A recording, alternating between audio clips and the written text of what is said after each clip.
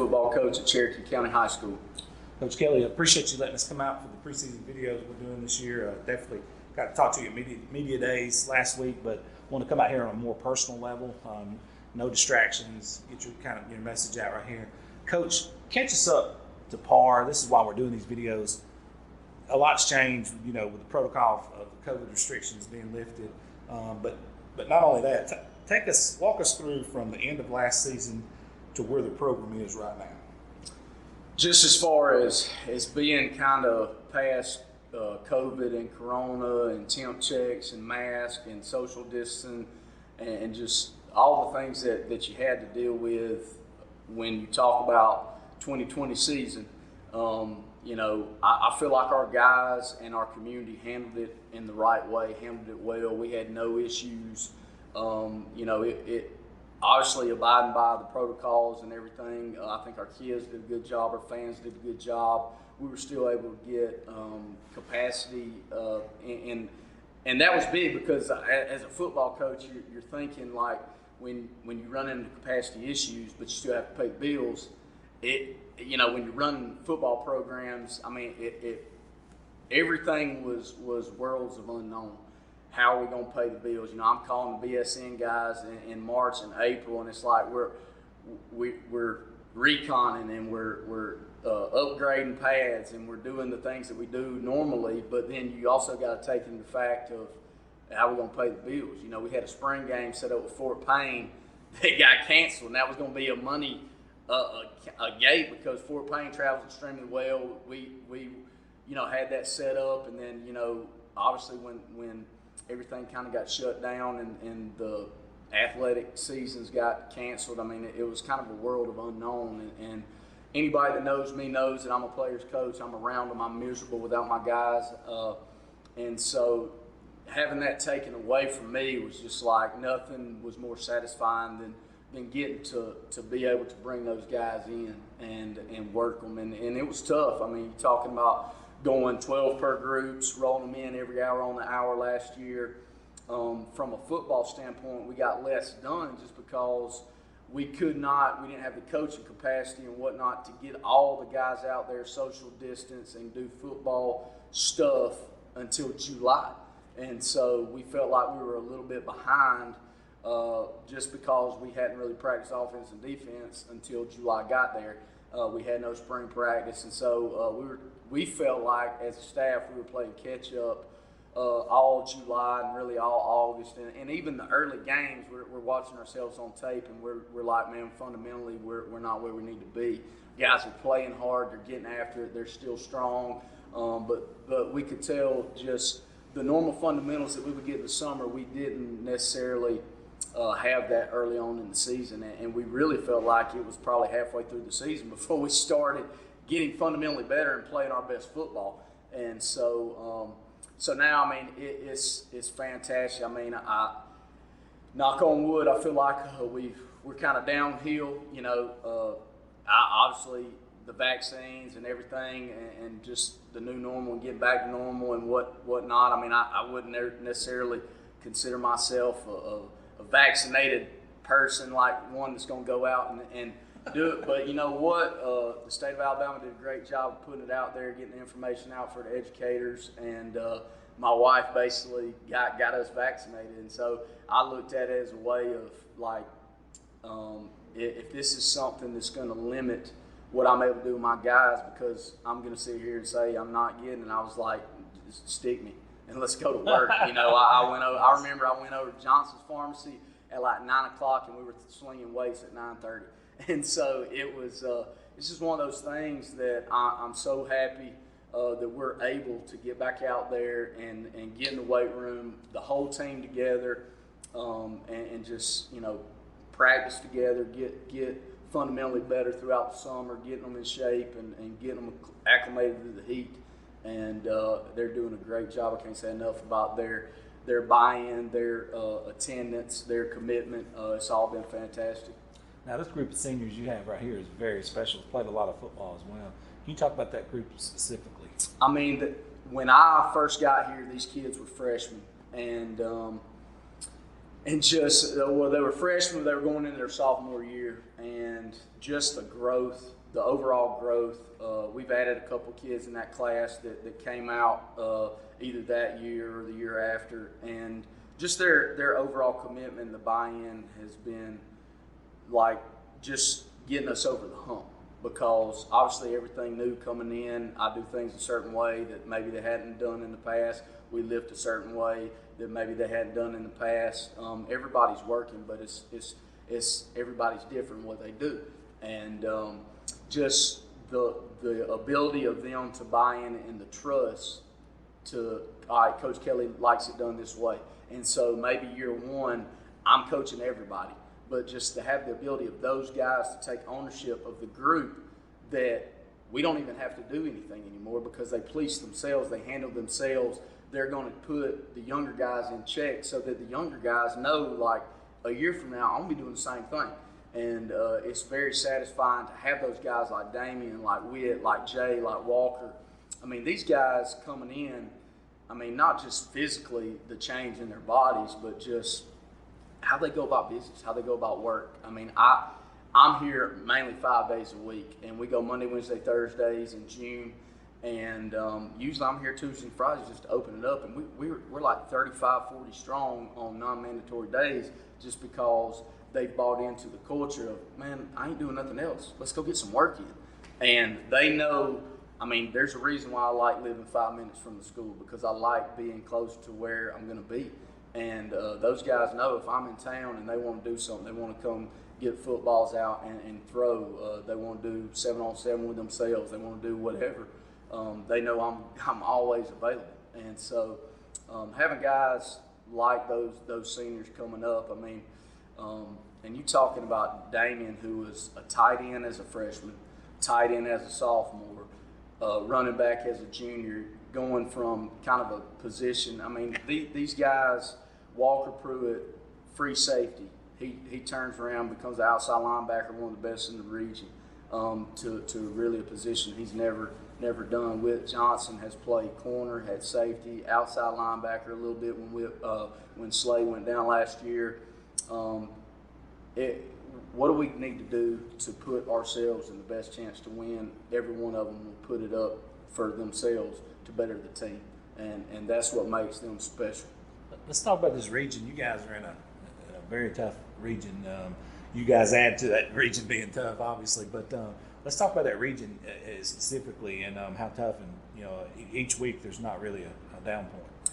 Yeah, I mean, going in, it was my first realignment schedule in Alabama. So I'm sitting there and they're kind of rolling them out on the HSA show, and all right, and so we popped up and I see that we're kind of in there, and at first glance I didn't even realize that we were in South Alabama. I saw the teams and I saw Region 4, 4A, but I actually did not realize until about 20 minutes later when Coach Strain's calling everybody and that we were South Alabama. And so that was kind of, it was just one of those things where it's like, man, so you mean tell me if we made the playoffs, and it ended up being we had to travel to Mobile, but like I said to me today, the other day, we had our chance to control the outcome and host a first-round playoff game and didn't get it done. But we had some teams that we were familiar with from the previous regions, Jacksonville, White Plains, and Heflin, and some of the other teams. But obviously adding Munford and Hanley to the mix, I mean, it just means that you have got to be prepared every week, because there is no weeks off. I mean, you can't put it on cruise control, because the minute you do, somebody else is hungry to get in there and take what you work for, and that's the thing. But I truly feel like if you make the playoffs in this region, you're going to be prepared for the other regions in playoffs. I mean, I remember going into Mobile Christian week. Obviously, I felt like we had a great chance. I felt like we could compete with anybody as long as we're executing and doing the things that we have to do to be successful. And so, I mean, I remember sitting in that film room and telling the kids that, guys, I'm telling you, and I ain't just shooting you bull, this region will sweep the Mobile region. And I said that not knowing that we would be the only one not to win our playoff game, but we had our chances. We just didn't finish the game. But Anniston went down there and beat the number 1 seed. Jacksonville beat Jackson, and Hanley beats, I can't remember who they played, but they won their game.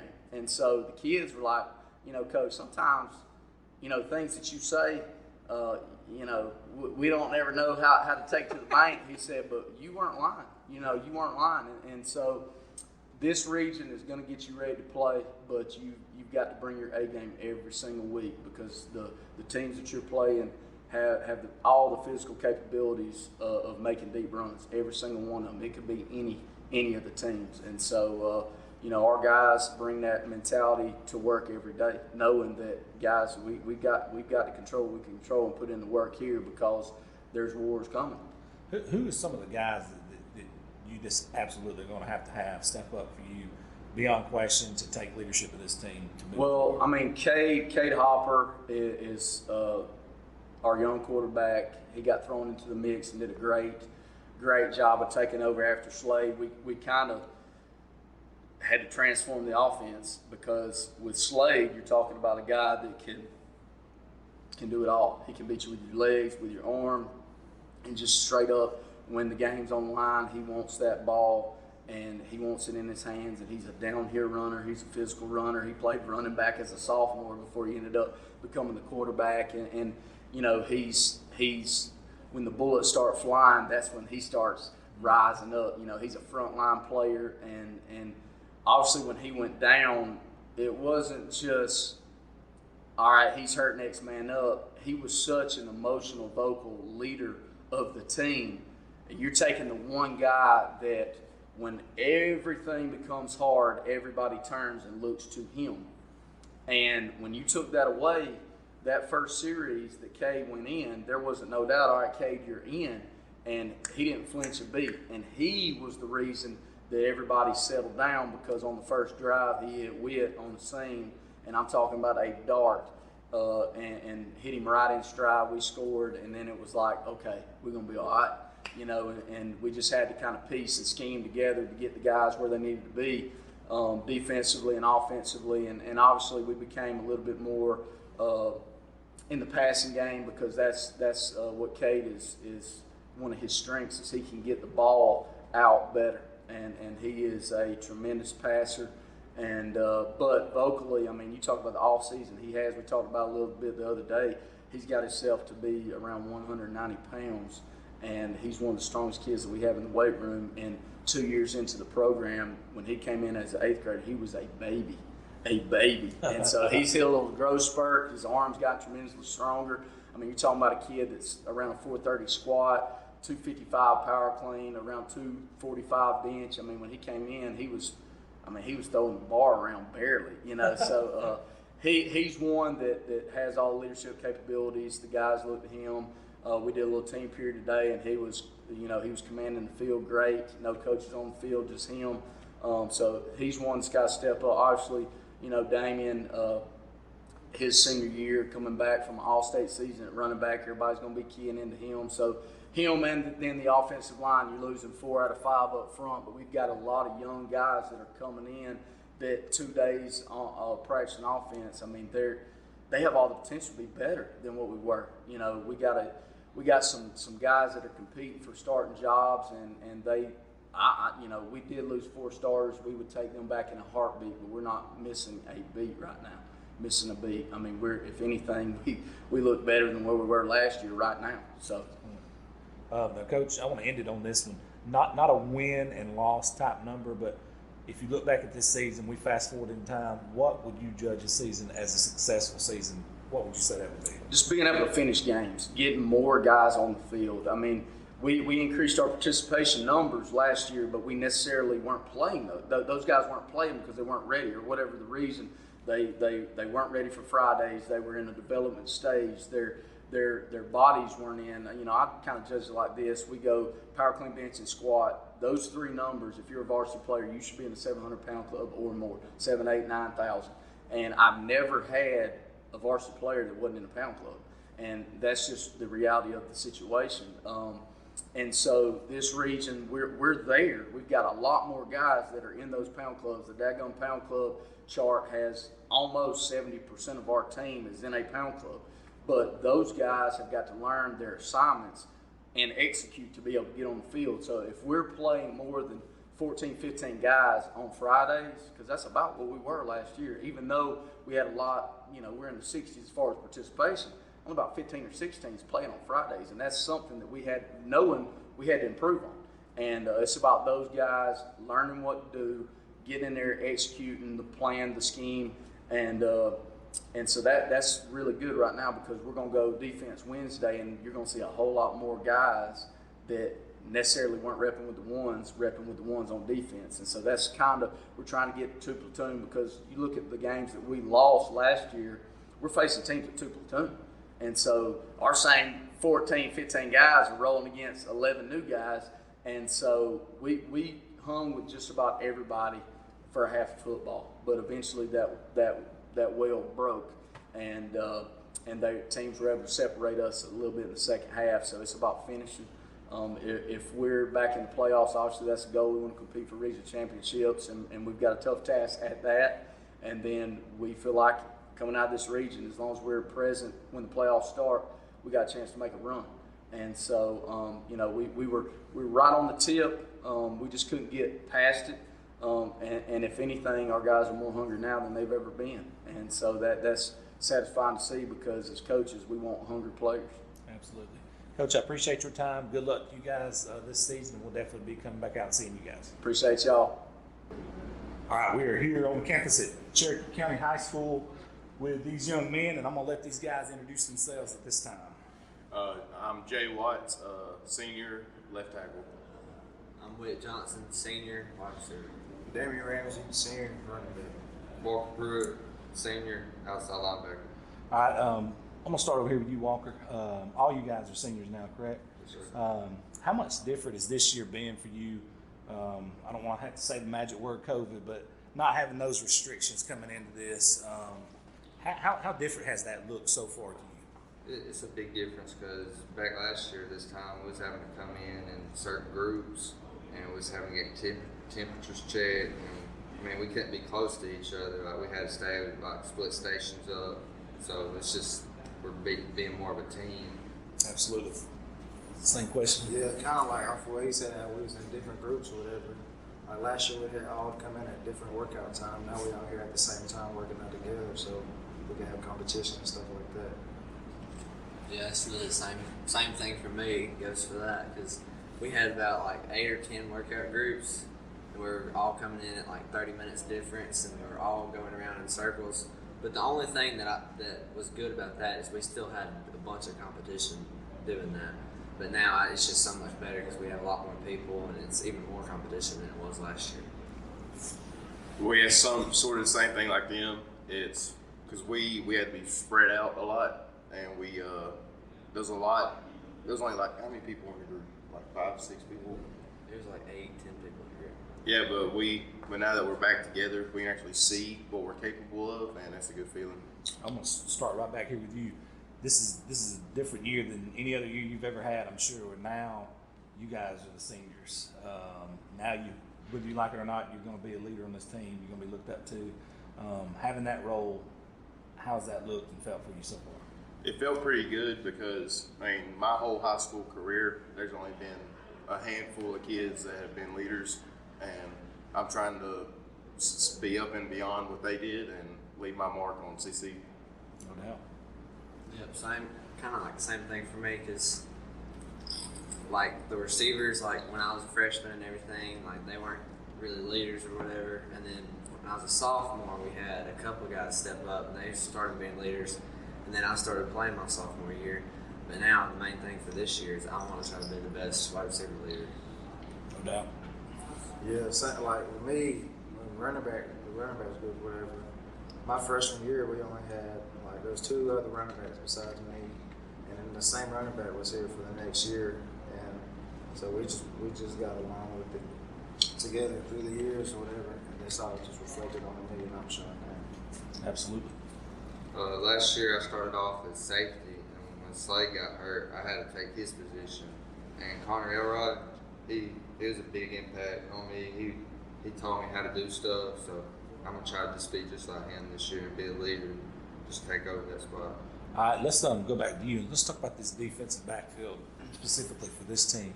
Who are some of the guys that's really stuck out and kind of stepped up to help out and be leaders that you look to have big seasons?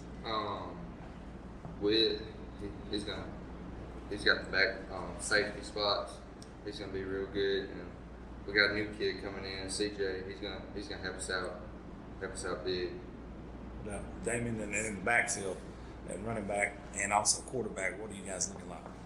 Yeah, the new kid CJ, he plays quarterback too, and obviously we got Cade Hopper and Hayden Wheeler, and running back we got me, Michael, little CJ, and some other players that they gonna help a lot this year. Absolutely. Now, receiver. Let's talk about the receiving core. Oh yeah, receivers.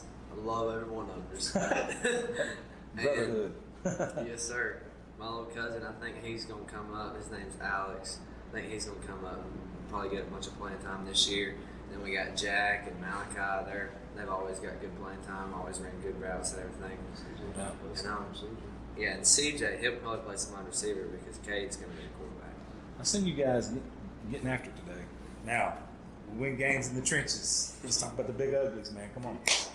Well, we lost 4 seniors from last season, so I'm the only returning starter, and we've had a lot of doubt on both sides of the ball for offensive and defensive line. But we're actually looking pretty good this year, and we have more depth this year than we did last year. So. Yeah, we got Blake. He moved here from Sardis. He's going to be a sophomore, and he's going to be really good. Sardis. I went to Sardis a long time ago. Back when Jesus was on earth. Guys, I'm going to ask y'all this, and then we'll shut it down. I don't want to hold y'all up because I know y'all been in practice today. We're going to start right here. If you look back, 20, 30 years from now, you always remember your senior year. It always sticks out. What do you hope to be remembered by here at Cherokee County? I just hope to be remembered as some dude who always showed up to work, and I want to be remembered for that ring we get this year. I like it. I want to be remembered for the fastest guy, and I want to be remembered for just being a great leader and a great kid, and hopefully get that ring this year. No doubt. Me, I just want to be the guy that everybody, when they hear my name, be like, "Oh my, that he was a god at football." Yeah, one time. I like it. I just want to be remembered for good work ethic and big leader. There you go. Well, guys, good luck to you guys this year. I appreciate you taking time out of your day to do this video with us. Thank you. Thank you.